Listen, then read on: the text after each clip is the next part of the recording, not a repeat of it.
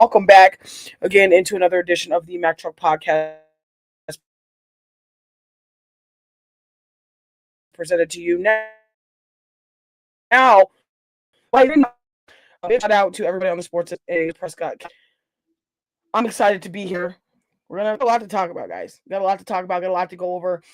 Many happenings in the sports world from the weekend, including another unfortunate death announcement. The death of a former Laney College coach and Last Chance U phenom and Coach John Beam, as well as some NFL news and notes, a recap of UFC 322, Jack Della Maddalena versus Islam Makhachev for the World Welterweight UFC Championship, as well as the co-main event recap in the women's flyweight championship, Valentina Shevchenko versus Zhang Weili. Zhang Weili did end up going into another weight class to try to achieve that belt. We'll go over that, have all the details, including a college recap, and the details of the most recent Antonio Brown indictment and release. And frankly, this one interests me. This is very much an interesting tidbit to the entire saga that is Antonio Brown. But if anybody knows Antonio Brown or knows anything about the NFL, Antonio Brown has always been a character, has always been one of those interesting individuals. I'm also going to be talking about some boxing news in regards to Clarissa Shields and the Jake Paul super fight, in terms of new news as far as who he will be fighting in December, as well as who Clarissa Shields is looking to fight when she's looking to get back into the ring. Going to go over her new contract details as far as multi-year contract she just signed with Salida Promotion. So we're going to get into that. Obviously get into some college basketball talk, because college basketball is back, folks. College basketball is back. I'm excited as hell. Can't wait. Obviously, we're going to go over some college football news, notes, and recaps. So again, I thank you guys for joining us. If you're here today, brand new to the network, that is the Sports Avengers. You can find them anywhere on social media, but especially Facebook and Instagram. And again, big shout out to the Playbook podcast with Prescott Kelly. Now let's get into it. Listen, the boxing world as itself, as we all know, is one complicated monster. And when I say that with the heaviest I mean in terms of just how one said individual by the name of Jake the Problem Child Paul, who has kind of really gotten his footing in the door of boxing, especially just of late, with some of his most recent fights, as far as fighting Mike Tyson in Dallas last November, then fighting Tommy Fury previously and losing prior to that fight. He was, however, scheduled and slated to fight Tank Davis. Anybody who knows Tank Davis, one of the world's best boxers when it comes to just pure boxing, one of the best boxers to touch a boxing ring. But unfortunately, he is now no longer slated to fight Jake Paul in December. Again, that fight was scheduled for early to mid-December, in terms of December 16th, because of some allegations that Tank Davis has now kind of picked back up, as far as allegations in terms of domestic violence to his former um, partner, girlfriend, and Roselle. She has now filed some interesting charges in terms of aggravated battery, normal battery, false imprisonment, kidnapping, intentional infiltration of emotional distress. And personally, for whatever reason, this doesn't shock me, just because Tank Davis, unfortunately, is kind of known to have some bursts when it comes to boxing, when it comes to just having temper issues, anger issues, taking it out on other people. This is not new for us. This isn't something that we should be shocked about. It is, however, very shocking to know that he's no longer on the super fight card with Jake Paul, and in fact, taking his place as far as Tank Davis will be former heavyweight champion Anthony Joshua. I am very excited to watch this fight happen. They just inked the deal about 2.5, 3 hours ago. Jake Paul versus Anthony Joshua in a heavyweight bout on December 16th in Miami, Florida. I'm assuming it's going to be at the Hard Rock Stadium, the home of the infamous Miami Dolphins NFL football team. Okay. And now that Jake Paul is finally starting to set the bar higher for himself in terms of boxing, I am excited to watch. How can I say this? I'm more excited to see if Jake Paul is actually going to be able to fight. Is he actually going to be able to fight Anthony Joshua? Anthony Joshua is a former heavyweight champion, folks. Let's keep that in mind. And I see everybody over here in the TikTok stream. Thank you so much for watching. I see all of you. I'm excited to be back. I'm excited to see some faces that I haven't seen for a while, some faces that have never popped in, as well as over here on the Facebook stream as well. Thank you very much for joining us. We're talking boxing here with Anthony Joshua versus Jake Paul. And if you're just joining us again, I do thank you for popping in. Now, just going back to this entire super fight, I can't really call it a super fight because Jake Paul's a big dude. He's 6'2", about 230. Anthony Joshua is about 6'6", 245, 250. So this is technically a true heavyweight fight, depending on which way they're taking it in terms of, obviously if they're doing a catch weight or if they're going to stick true to being a heavyweight fight.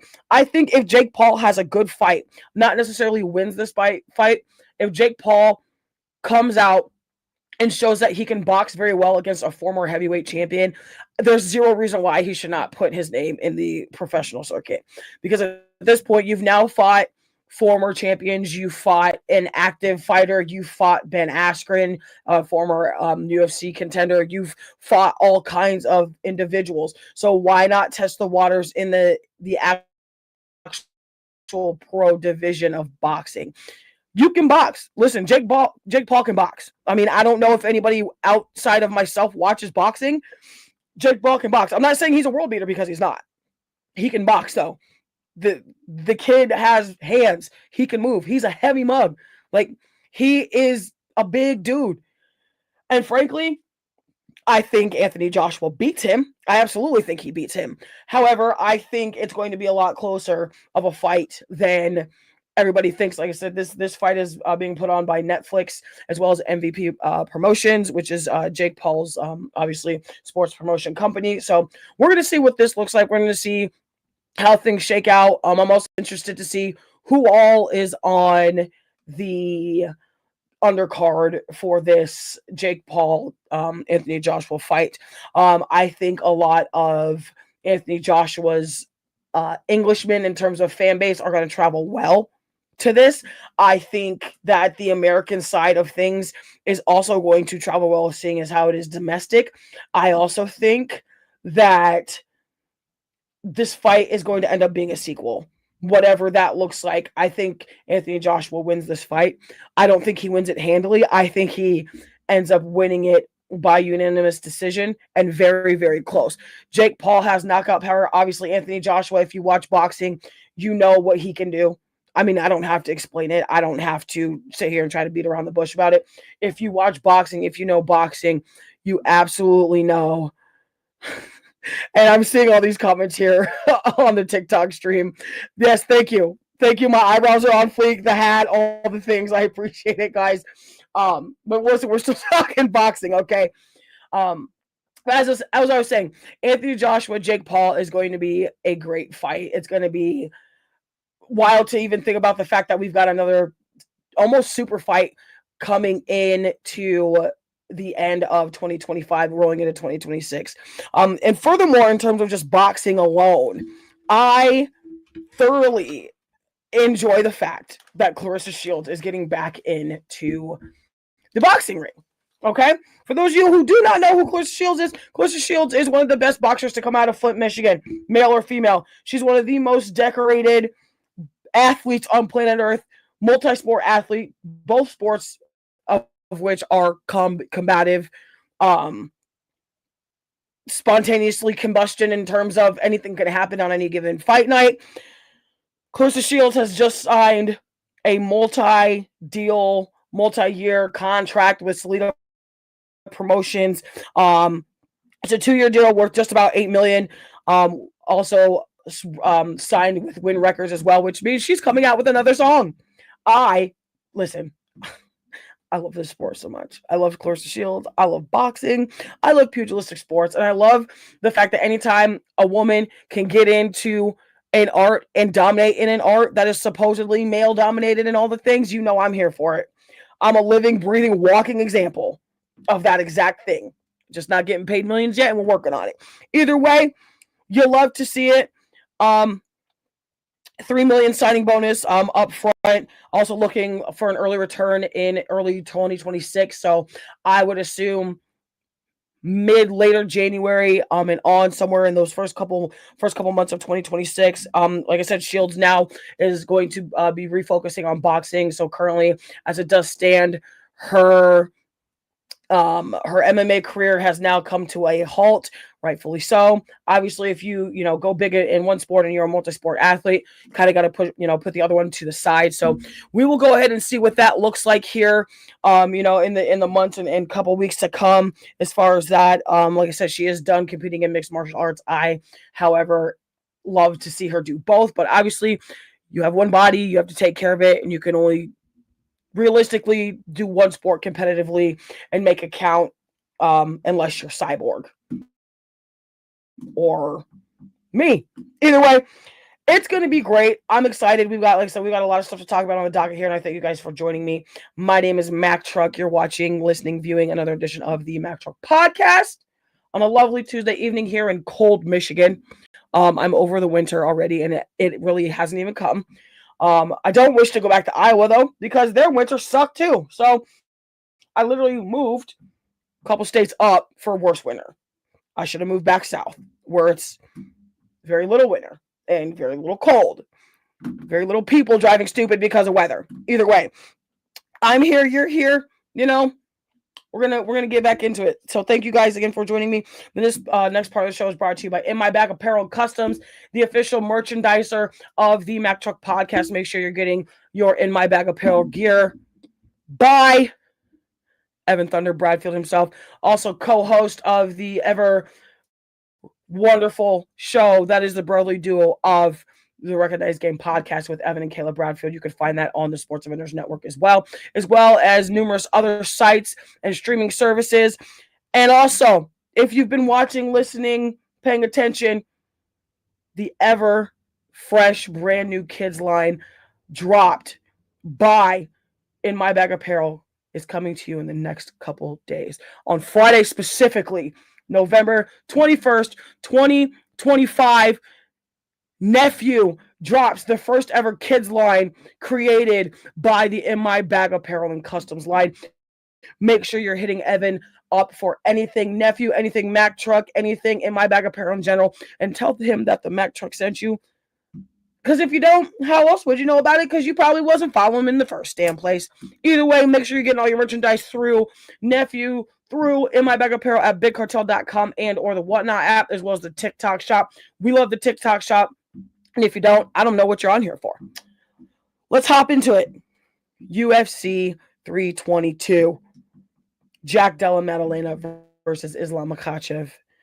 Man, if anybody watched this fight card, You should have been shocked and slightly underwhelmed all at the same time. Literally quite like all three of those all at the same time.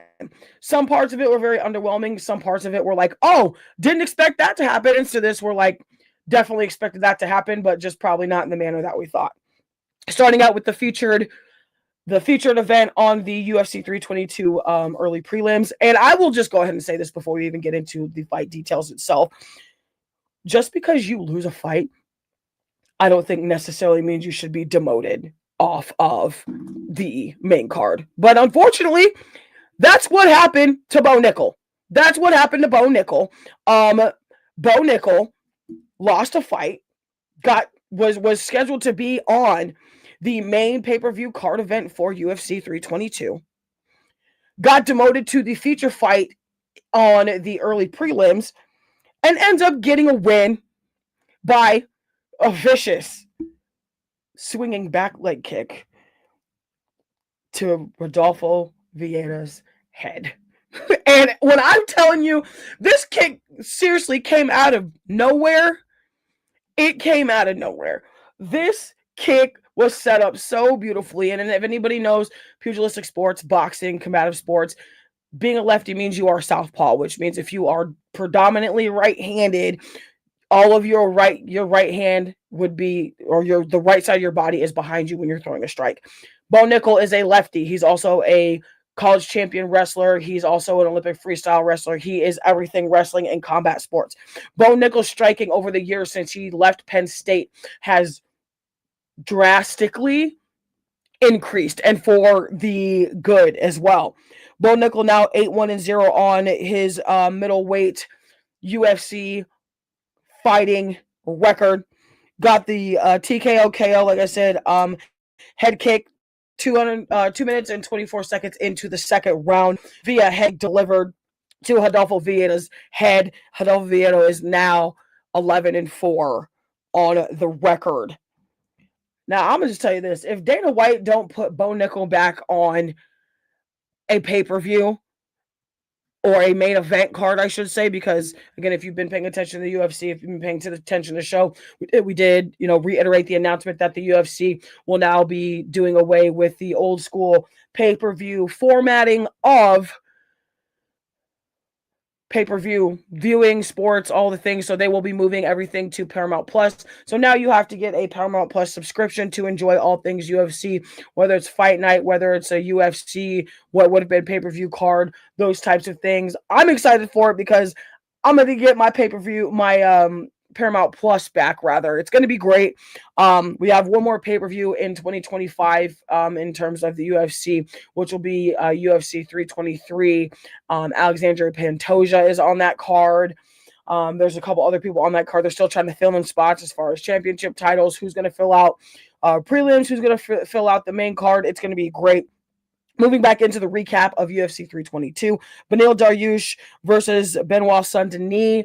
This fight was slated to be a good one. Unfortunately for Beneil Dariush, he got also knocked out in the first round by punches, 1 minute and 16 seconds into the first round.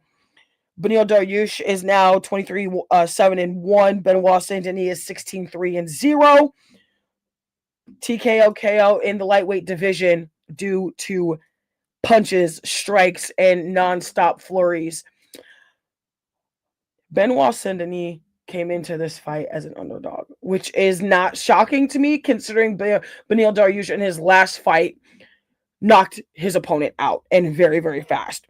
But just like I always say, any given fight night, any given game day, it don't matter. It don't matter. It literally don't matter. You could be undefeated and still lose. Nothing is guaranteed. Let me just reiterate the fact. Nothing is guaranteed in the world of sports. The one thing that is guaranteed is somebody has to lose and somebody has to win. That is a thing. That is literally the competitive nature of sports. It's crazy to think about. You can also tie. You can also go to a sudden death in terms of football, those types of things. But when we're talking about pugilistic sports, combative sports, boxing, MMA, those types of things, very rarely do you have a sudden death, or very rarely do you come to a a complete split decision. But also when you come to a split decision in terms of the UFC, split decision normally goes to the retention of the champion. That didn't happen here. There was no titles or anything. This was just three round bout. And I think with this win, I think Benoit Saint-Denis propels himself that much closer to a title shot in the lightweight division. Moving on in the welterweight division, former welterweight champion Leon Rocky Edwards loses to up and comer and now really one of the new faces of the welterweight division, and Carlos Prates. Carlos Prates again out here knocking people out. And I'm just, before I even continue to go into the details of this fight, if anybody has seen some of the memes and pictures rolling around from this past weekend's UFC card, you all should have seen a image of Carlos Prates and Leon Edwards in the middle of the cage, backs towards the fence. Leon Edwards is on the back of Carlos Prates and is punching him, and Prates is holding his hand and just kind of looking around, having this dumbfounded look on his face like, is this all you have? That drives me nuts. At least act like he's doing something. You're getting paid to fight. Don't act like you're not too good to be punched in the face, no matter how light or whatever. Like, that drives me insane. It drives me absolutely nuts. Oh my God, it drives me bananas. I cannot express enough. Just because you may have an advantage in one round doesn't mean you always have an advantage in another. Luckily for Carlos Prates, he got the job done, knocked out Leon Edwards, again, due to punches, round 2, 2 minutes and 12 seconds into the second round. At least act like he's doing damage. Don't just sit there and continue to be cocky, because if referees and judges see that, you're more than likely not going to get a fair shake. At least act like he's doing something to you. That drives me nuts. And maybe I'm old school, and not even maybe, I am very old school when it comes to things like that.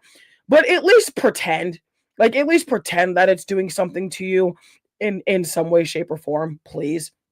Like, could you at least do that? It just, and it just bothers me. It also bothers me when, like, NFL players and basketball players do too much celebrating and too much jawing. Like, it drives me insane. Like, let your play and your athleticism do the talking. It drives me nuts. It drives me insane. Like, I can't even say pretend then. Like, and I see comments like, pretend that's for the WWE. Fair. Okay, pretending is, something that we also see in sports in terms of entertainment. But we're talking UFC, we're talking MMA, we're talking full combat, full pugilistic sports. If something's really not that powerful, don't sit there and act like you've never been punched before. Because karma will turn around and bite you in the behind.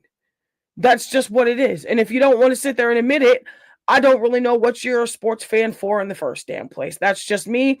Maybe I'm, again, super old school. Who the hell knows? What I do know is that what we can't continue to keep happening is we keep seeing all these people just out here doing stuff like this. Like, oh, I'm getting punched on, so I'm just going to stand here because it's not doing any. Is it not doing any good, or you just like don't feel like competing because you think you got it in the bag? It drives me insane. Either way, Rocky Edwards did lose that fight. He is now 22-6-0. Carlos Prates is now 23-7-0. Moving on, Sean Brady versus Michael Morales in the welterweight division. Sean Brady also got knocked out. He's now 18-2-0. Michael Morales is now still an even 19-0 across the board, still undefeated. Michael Morales gets the win by knockout, round 1, 27 seconds. 3 minutes and 27 seconds, rather, due to punches, TKO, KO. And I personally think, in terms of Sean Brady, I think Sean Brady gets another crack at a strong welterweight. I think Sean Brady is one of the better welterweights in the division and in MMA across the board. If anybody knows who Sean Strickland is, I think Sean Brady could beat Sean Strickland. I think Sean Brady could beat the entire world, frankly. Saturday night, he couldn't beat anybody, though. Michael Morales got the best of him, and it happens.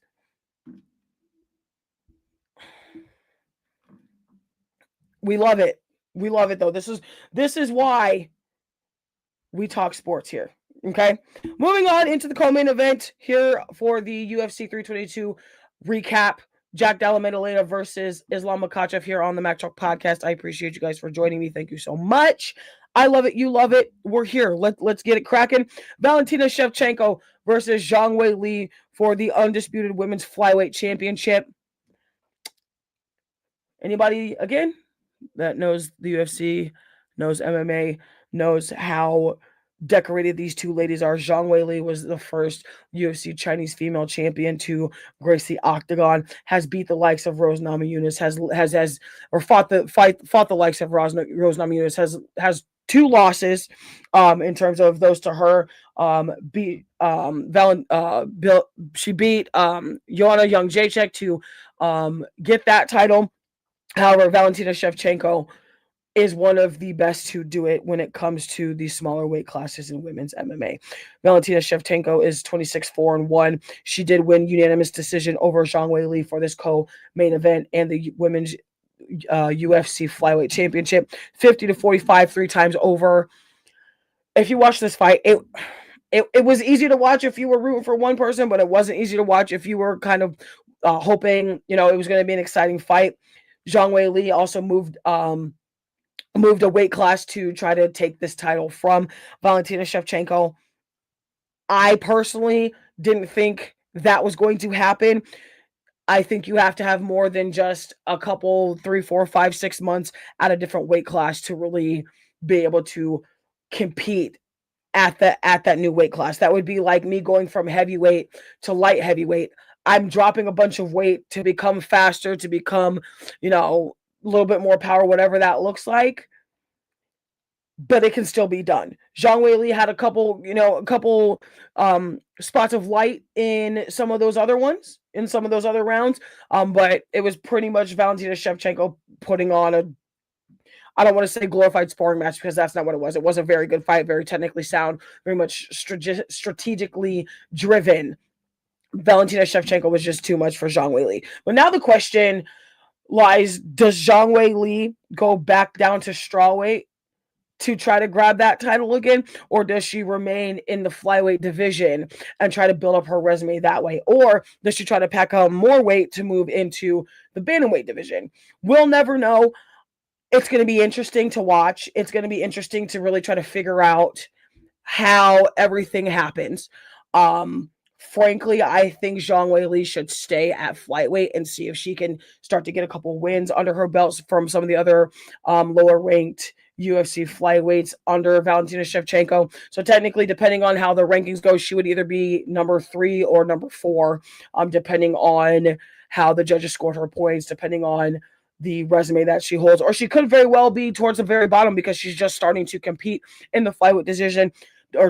So we'll see. It's going to be a good thing to watch up and coming in terms of December and 2026 with the new platform for the UFC and how things are going to shake out, especially with now this White House card for the summer of 2026 starting to form. We could see Zhang Weili and Valentina Shevchenko duke it out in a rematch for the UFC White House card. There's rumors of John Jones being on that card, which is also interesting to me considering he has come in and out of retirement like 4 times in 2025. There's a chance of Michael Chandler and Conor McGregor going. There's a lot of chances for a lot of these super fights that were supposed to happen in 2025 now happening in 2026 in terms of the rumor mill for this White House card and any of the earlier cards coming into it. So we're going to see. Last fight to go over here on the MackTruck podcast for the UFC 322 recap. And again, thank you guys for joining me on the StreamYard and on TikTok Live. I appreciate you all for joining me on a Tuesday evening. If you're just joining us again, UFC 322 recap here. Jack Della Maddalena versus Islam Makhachev, the main event here in the welterweight division. And if you picked Islam Makhachev to beat Jack Della Maddalena, you were correct. By unanimous decision, 45-53 times over. Islam Makhachev was entirely too much for Jack Della Maddalena. The Aussie could not get it done. He retained his belt up until this past Saturday. Islam Makhachev is now the 11th two-division champion, joining the likes of Conor McGregor, Amanda Nunes, Daniel Cormier, Alex Pieta, BJ Penn, Henry Cejudo, the likes of a lot of those people who are 2 division champions. But now, is Islam Makhachev better than Khabib? I want to know if people think that Islam Makhachev has surpassed his brother Khabib Nurmagomedov. Now, in the terms of in retrospect, in terms of fight record, things like that, Islam Makhachev has now has more title defenses than Khabib. Khabib also is the lightweight legend, while now you have Islam Makhachev, a 2 division champion. I'm not really sure if I'm ready to say that Islam Makhachev is quite better. I think they are on the same level. I also think it's going to depend on who they can find to fight Islam Makhachev so he can make his first title defense for this UFC welterweight, this welterweight title that he's just obtained. I'll tell you this though, Kamaru Usman, former welterweight champion who lost his belt to Leon Edwards twice, got knocked out by a head kick. Kamaru Usman called out Islam Makhachev after the fight. Kamaru Usman has been rebuilding his resume, been rebuilding his record in the welterweight division. I would pay so much money to be able to go and watch that live. If they can make that happen sometime in 2026, I think the doors would fly off of this place, frankly. Either way, it's going to be interesting to watch. We've got a lot of super fights, a lot of possibilities. I mean, hell, we even have some old legends looking to make a comeback into their sport of MMA. Wildly enough, Ronda Rousey. Wildly enough, Amanda Nunes. Wildly enough, a lot of the mid-2000s, late 90s fighters that we grew up watching. I mean, when I say we, I mean fight fans, UFC fans, boxing fans, those types of fans. Some of these fighters that we've grown to love, that have helped grow the sport in different areas, are trying to make a comeback. I will tell you this. If Ronda Rousey makes a comeback in MMA, I might cry. I might cry.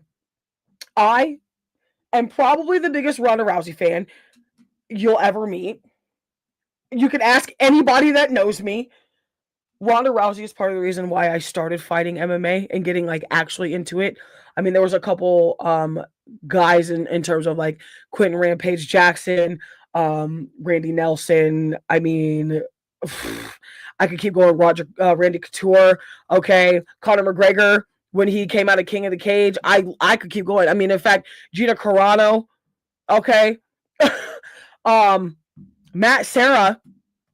I could keep going. I have had so many influences when it comes to the sport, but if I'm picking one and one only in terms of the pure motivation, it's absolutely Ronda Rousey. It's absolutely Ronda Jean Rousey, the rowdy one herself. She stopped for a while after the head kick, and then after she tried to get the belt back from Amanda Nunes, obviously the 2015 derailing or almost beheading of Ronda Rousey during UFC 194, I believe it was 194, 196. Holly Holm, legendary head kick to Ronda Rousey, knocked her out. Holly Holm gets the UFC women's bantamweight title, then loses it to Amanda Nunes to a head kick. Then Amanda Nunes loses it to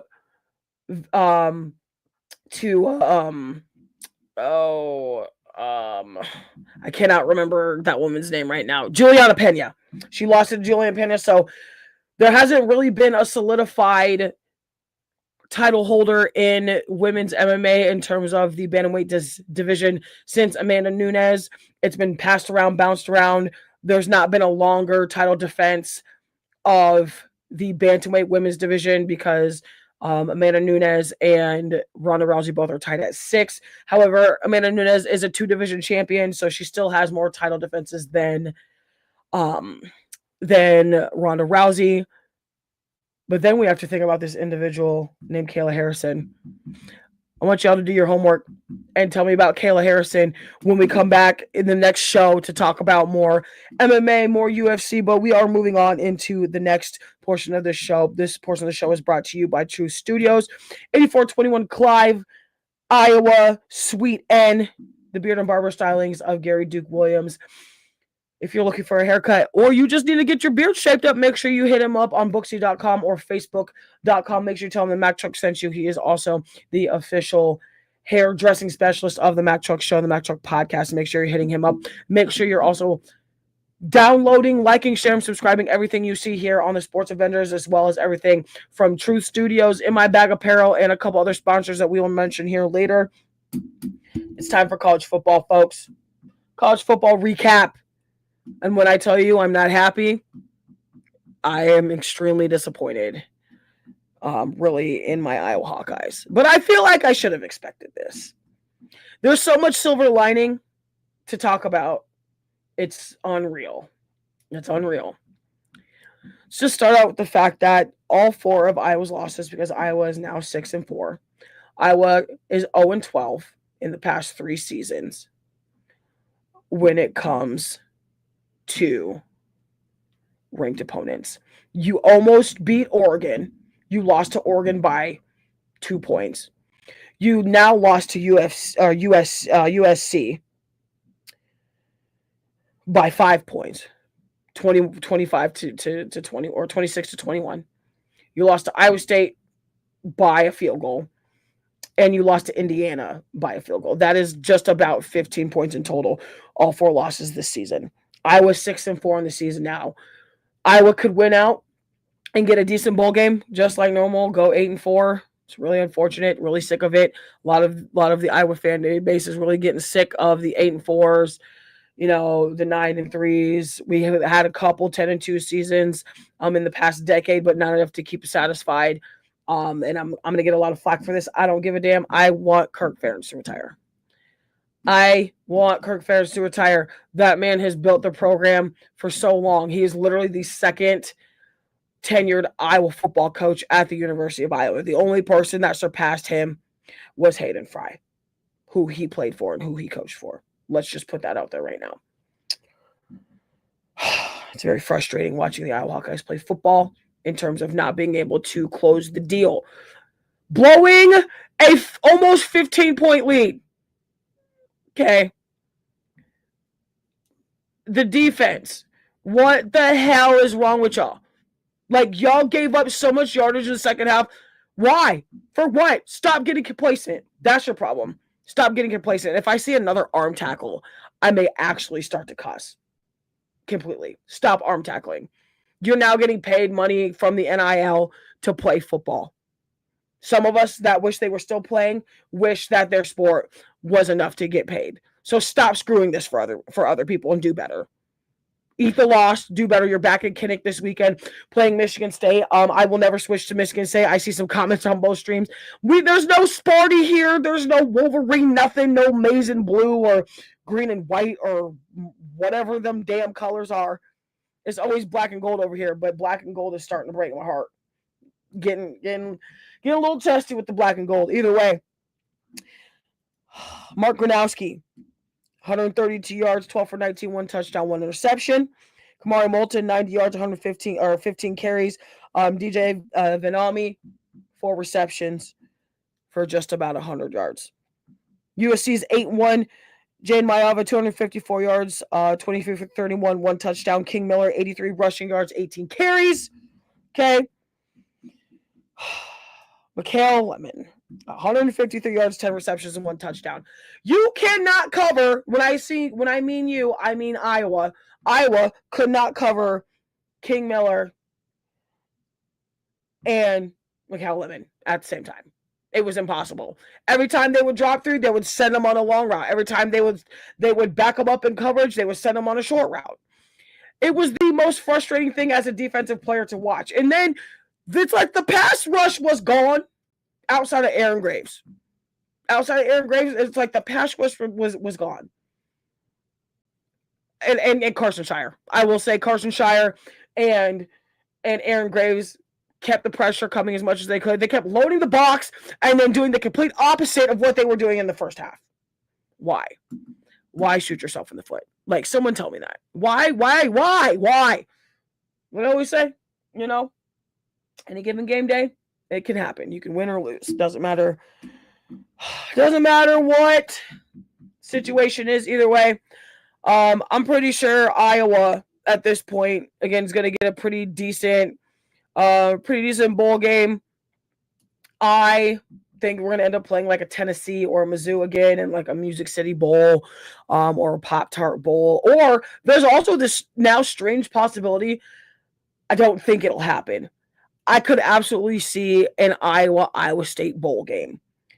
I have actually been clamoring for something like this for a while. Like I said, the likelihood of this happening super slim, but Iowa State had a bye week. They're also 6-4.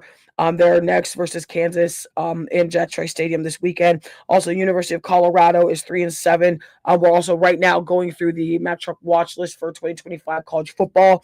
Obviously, like I said, Iowa 6-4, lost to USC. Next is at home this weekend versus Michigan State. Iowa State had a bye week, also 6-4.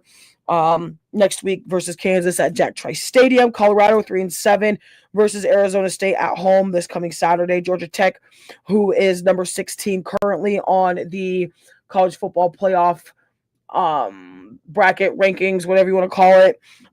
They are 9-1 versus Pitt this coming weekend at home, and Vanderbilt, who I believe is number 18 or number 17 on the college football CFP rankings. They're 8-2 versus Kentucky at 15:30. That's 3:30 Eastern Standard Time, rather.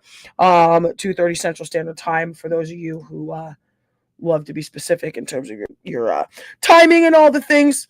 But we're still here talking college football here on the MackTruck Podcast. Thank you for joining me on the new network that is the Sports Avengers Network.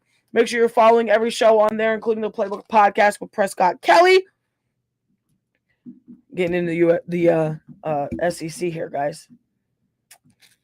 The Oklahoma Sooners got the job done in Tuscaloosa. They go into Kalen DeBoer territory, Ryan Williams territory, Ty Simpson territory, and beat Alabama at home in a close one, 23-21. John Mateer, 138 yards, goes 15 for 23. Xavier Robinson, 34 yards with 10 carries, and Jermichael Hunter, 36 yards for 3 receptions. Ty Simpson, listen to these stats: 326 yards, 28 for 42, 2 touchdowns, and an interception. 1 touchdown and interception, rather. Daniel Hill, 60 yards, 15 carries with 150 all-purpose yards, 2 touchdowns. Josh Cuevas, 80 yards, 6 receptions, and a touchdown for the Oklahoma Sooner Alabama Crimson Tide game. Mind you, John Mateer for the Oklahoma Sooners has literally done nothing but progress since he had thumb surgery. He had thumb surgery in about week 3, week 4 on his throwing hand, and has vastly improved each game. Oklahoma's a scary team. Oklahoma has always been a scary team. Now that Texas and Oklahoma are both in the SEC, where they naturally belong because they are Southern-based schools, I wouldn't be so shocked to see if Oklahoma just keeps climbing in the CFP, especially when you beat an Alabama team who has had 1 loss all season up until last weekend.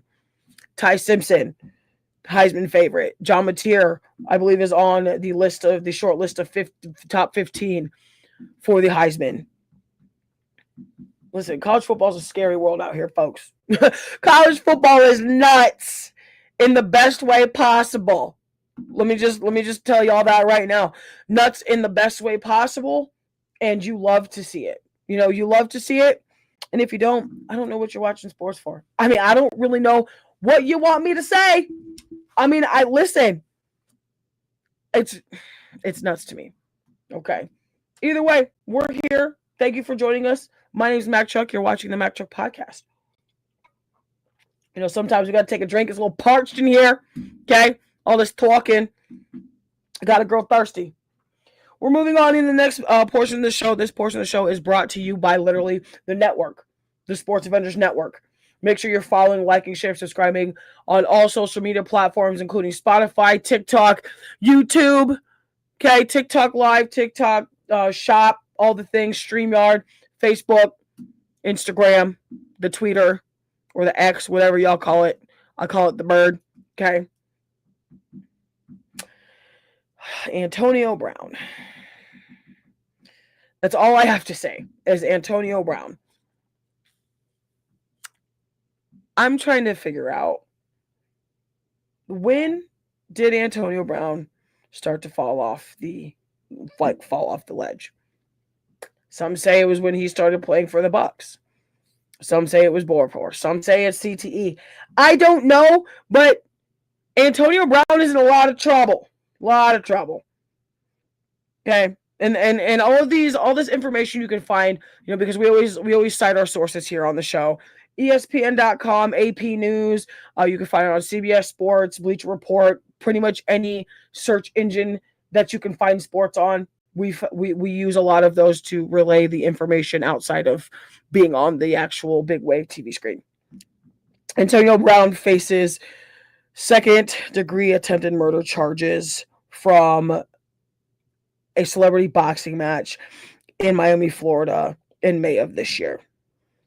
He was released, obviously trial pending, on bond, $25,000, was accused of grabbing a handgun from a security guard and firing 2 shots on a man he had had an altercation with at the fight earlier that night in 2020, on May of 2025. Was arrested in Dubai and was extradited to the U.S. First it was New Jersey, then it was Florida. Then he waived the extradition to Florida. Again, like I said, he is out on $25,000 bond. Must wear an ankle monitor, which means I don't think he can leave anywhere. In terms of the country, I don't think he can even leave Florida. I'm not too sure, but the trial date was originally set for December, so we'll see if that still holds or if they push it back even more. He could face literally 30 years to life if he is convicted of this. So for his sake, I hope that he's not convicted, because he has kids, he has a life, but that doesn't excuse how he acted. I'm just going to throw that out there. You got into an altercation, whether it was verbal, physical. Grabbing a security guard's handgun is never a smart idea. In fact, I also put a little bit of blame on the security guard, because why was your weapon in reach of a civilian? Let's start there. Why was your handgun even in sight of a civilian or a guest, whatever you want to call it? I partly put that on you. Either way, we're getting into more NFL here on the MackTruck podcast. I appreciate you guys for joining me. Thank you so much. My name is MackTruck. You're watching, listening, viewing another edition of the MackTruck podcast. And for those of you who are just joining us and who have been asking me, because I have gotten some questions, oddly enough, we are getting back into the audio versions of the show. So after I leave you guys here, we're taking a quick break, and then we'll be getting the audio version out back on Apple Pods, Google Pods, Amazon Music, all the things. Spotify for creators. So make sure you're looking out for that notification. If you're not following, go ahead and follow on all of those at the MackTruck Pod. Simple as that. Moving into more NFL news here. Aaron Rodgers broke his hand. Aaron Rodgers is on IR right now, and I'm kind of salty about it. Obviously, by no means am I a Steelers fan. That is my older sister. Shout out Lil Daddy. I am not a Steelers fan. However, ironically enough, going into this season, and now that Aaron Rodgers is just about 2 years post-op from that Achilles injury he had, his first game after being traded and signed on the dotted line from the Green Bay Packers to the New York Jets, tore his Achilles during the Veterans Day game in New Jersey. Aaron Rodgers has looked very good for his age, obviously for his team, all the things. Broke his non-throwing hand, is now on HR. I'm kind of bummed about it. But unfortunately, injuries happen. Kyler Murray is also out with another foot injury. Marvin Harrison Jr. out with a hamstring. And I'm seeing another comment on here, and thank you, the big homie Evan Thunder Bradfield. ESPN did report that he's on IR in terms of fantasy, but I don't believe he is on IR in terms of the game actuality. And if he was removed off of that actuality, they should probably update that across the board. Just to throw that out there. Either way, injuries happen in sports. You hate to see it. It does happen. Not really sure how I feel about Mason Rudolph still being the backup. I mean, obviously he's the backup for a reason, and there's a reason why he's not a starter anywhere else. Could he be a starter somewhere else? Yeah. Has he been a starter before? Yeah. But you have Aaron Rodgers, Super Bowl champion. Is he old? Yeah. He's about as old as Tom Brady. Hell, Tom Brady did it for how long? Man's got 7 rings. Come on. Come on. That's all I'm saying. All I'm saying. Either way, going into the Monday Night Football recap here. The Dallas Cowboys have a football team? Do they? Was this a fluke? Did we predict this? Did we predict that the Dallas Cowboys were going to go into Allegiant Stadium and do what they did to the Raiders? Now, obviously, everybody's going to be like, oh, it's the Raiders. It's the Raiders. They proverbially suck, all the things. But they're still an NFL team, folks. The Vegas Raiders are still professional football players getting paid millions of dollars to sling the pill, block big people, and make runs and touchdowns. The Dallas Cowboys, after getting receiving some really terrible news just about 2 weeks ago, losing one of their players in Marshawn Nealon to fatal suicide just outside of Frisco, Texas. The team has been very solemn. Obviously, you never want to lose anybody, whether a teammate, whether family member. The emotions, the feelings were very high. They will continue to be high through the rest of the season. The tribute game started in Vegas, and I believe personally is going to go through the entire rest of the season. How far the Dallas Cowboys are going to go, who knows? We still have a lot of football left. That's the scary part about this whole thing, is we still have a lot of football left to be played in the NFL season. And this bombshell kind of just drops in the laps and the lives of the Dallas Cowboys players, staff, and organization. The Raiders lose this one at home to the Dallas Cowboys 16-33. Geno Smith, 27-42, 1 touchdown, 2 interceptions for 238 yards. Geno Smith on the rushing side, 14 yards, 4 carries. And Brock Bowers, 72 yards for 7 receptions. Dak Prescott, good old Drizzy Dak, big old number 4, 268 yards, 25 for 33, 4 touchdowns. Javonte Williams, 93 yards, 22 carries, on the game. And George Pickens, 144 yards, 9 receptions, 1 touchdown. Now, just to touch base on this game as well, George Pickens and CeeDee Lamb were not in for the first series on the Dallas offense, and it was painfully obvious when you could see that the Dallas Cowboys were struggling. When you take main pieces out for disciplinary actions, these things happen. Luckily, they were only out for a series. Whatever happened between the lines during the bye week, that type of thing, Brian Schottenheimer obviously gave them that disciplinary action. They learned from it. They made up for it. The Dallas Cowboys get a win in the win column, now on the way to hopefully becoming 500 and then progressively working their way up and over 500. I will tell you this, though. The look on Dak Prescott's face last night during the post-game interview, and you could tell him and everybody else on the team have been trying to fight back tears, have been trying to fight back the pain, have been trying to fight back the emotions. Obviously, it's way easier said than done. It really, really is. And I don't think people understand. It's way easier said than done to try to lock your emotions down. But when it's somebody that you've watched, grow in the sport, grow in the craft that you all have been trying to perfect, and obviously the main thing in NFL is to win a Super Bowl ring, is to win a championship, not just a conference title, not a division title, but to win it all, with those two included. Marshawn Nealon was one of the key pieces for the Dallas Cowboys defensive front, really front 7, until he got injured. Started working his way back, got injured again. And then, obviously, for those of you who've played sports at any level, when the injury bug just continues to kind of eat at you and get at you and just continues to just kind of prolong things, you're making progress and you're still hurt, whatever that looks like, it can eat away at your mental psyche. It sucks. I was just there at the top of my own football season. Was going real great. Okay. Lost 70 pounds, was in great preseason shape. Third or fourth practice of the month into preseason in terms of just months. Almost broke my ankle. Was out for a month and a half with a walking boot.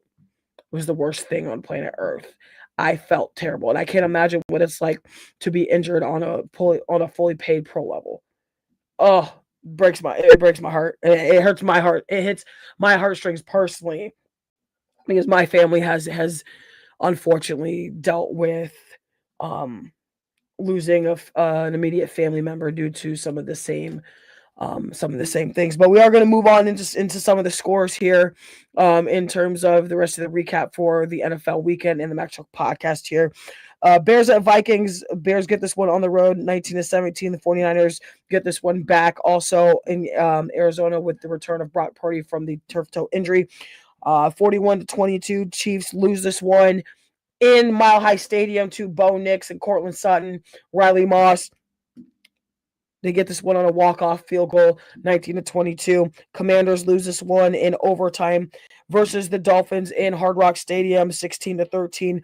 The Bengals drop this one also this weekend, 12-34 versus the Pittsburgh Steelers, the Aaron Rodgers-less Pittsburgh Steelers, mind you. Chargers get their behind kicked too. 6-35 at the Jags. Bucks also lose to the Buffalo Bills and Josh Allen.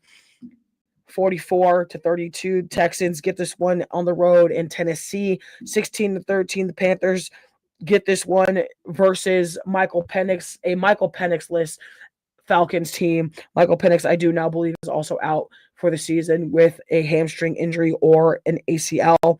They have not differentiated which one it is. At least when I was writing my notes, I didn't see a differentiating factor between the two. Panthers get this one on the road, 30-27. Packers win to the Giants in MetLife Stadium. Packers 27, Giants 20. Seahawks lose by 2 to the Rams in SoFi Stadium, 19-21. 2 points. Someone got a safety and couldn't recover. That's what that tells me. I'll tell you that right now. Ravens are starting to build back too. Lamar Jackson's back slinging the pill. Derrick Henry doing Derrick Henry things. Okay, 23-16 versus now a Dylan Gabriel-less Browns team. A Joe Flacco-less team now.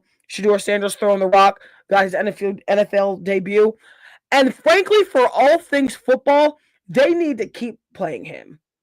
I don't care if you think you have a better quarterback. Let that boy play football. Y'all drafted him for a reason. All these random narratives came out about how he wasn't coachable and how he was this and how he was trying to ride the coattails of his dad. And the last time I checked, if any of these analysts or any of these people in general watch college football in any way, shape, or form, Shedeur Sanders was one of the most accurate college passers when he played for Jackson State, when he played for Colorado. He helped rebuild Jackson State's program with his dad, with his brother, with Jimmy Horn, with Travis Hunter.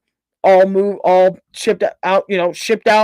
Boulder, Colorado did the exact same thing. Started to rebuild the program. Then you start to lose that good talent to the NFL because you're building a program.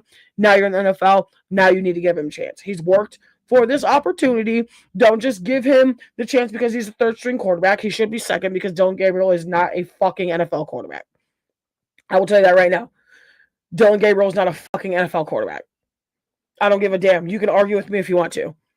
It infuriates me how they put him first. Why? Like, are y'all trying to sabotage him? Like, what are you doing? Are we trying to sabotage Shedeur? Like, are y'all trying to teach him some lesson? What did he say? Did he give you a piece of the truth and y'all didn't like it? Is that what the issue is? Because make it make sense to me. Because there's no way Dylan Gabriel's the second string quarterback better than Shedeur Sanders. You can argue with your mama, not me. Period. I don't give a damn.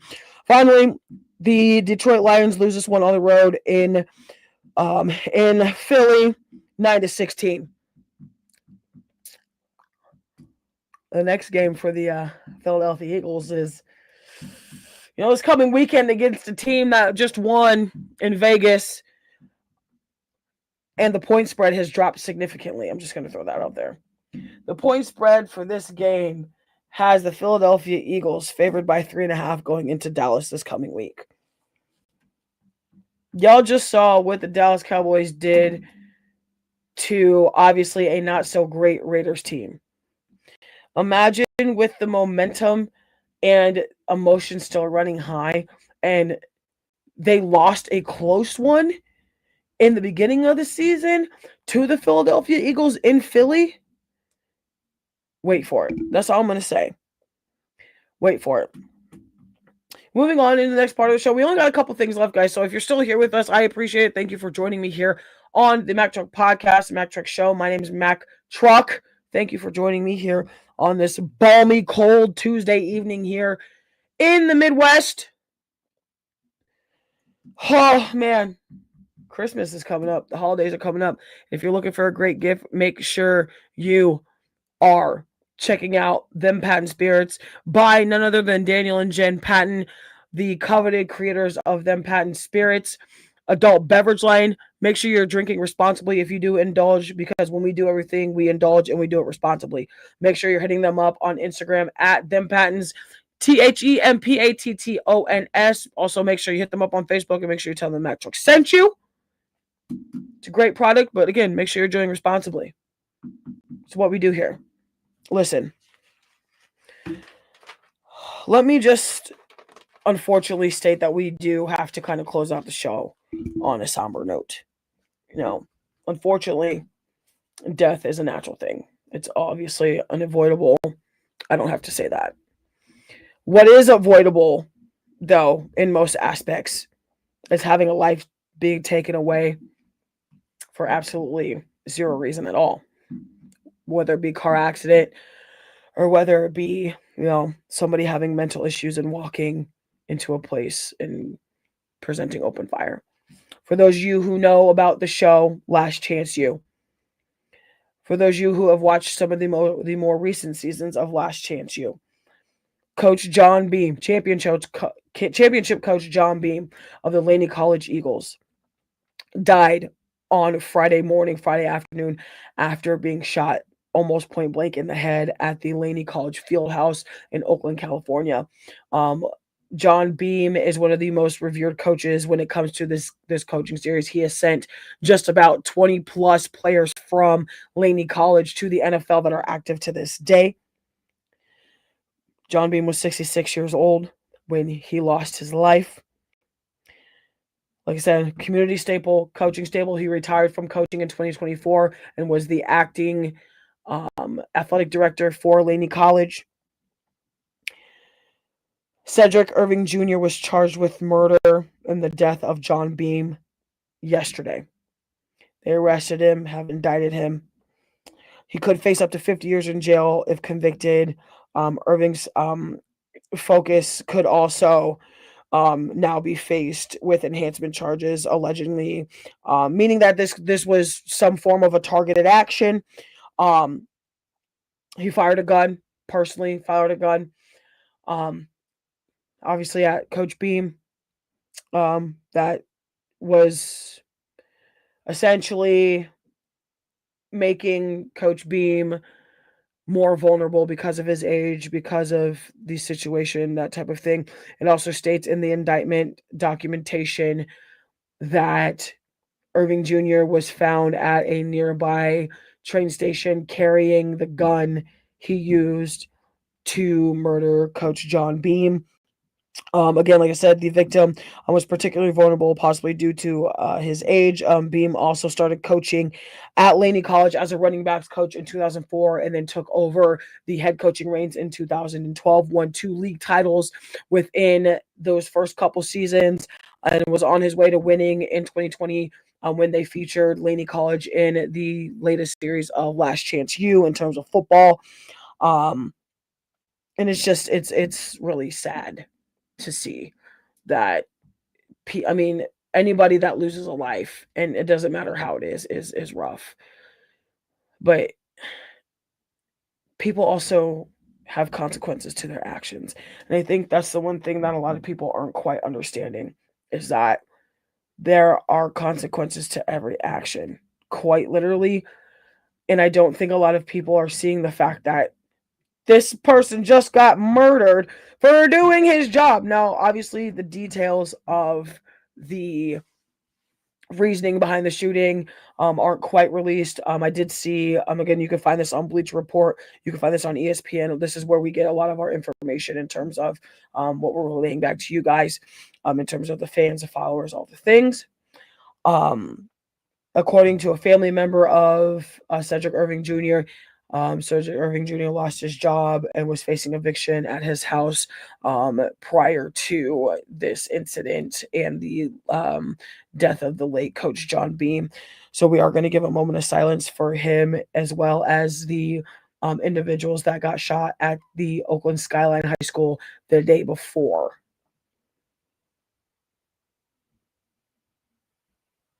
Thank you for that. Yes, and like I said, for those of you who don't know, there was basically 2 shootings in the Oakland area within the past 5 to 6 days. Skyline High School in Oakland, California. The 2 juveniles have been obtained, and I don't believe they've been convicted, but they have been obtained and indicted on the juvenile side. The 2 victims of the shooting are in critical condition, but are expected to make a full recovery. Unfortunately, Coach John Beam did lose his life because he did get shot in the head. Let me make that clear. Unfortunately, he got shot in the head by Cedric Irving Jr. That took his life. I hate that. Like, that hurts. It hurts to see that, mental welfare has an effect. It has a positive effect. It has a negative effect across the board. It hurts. It is just, it's rough. It's rough to see.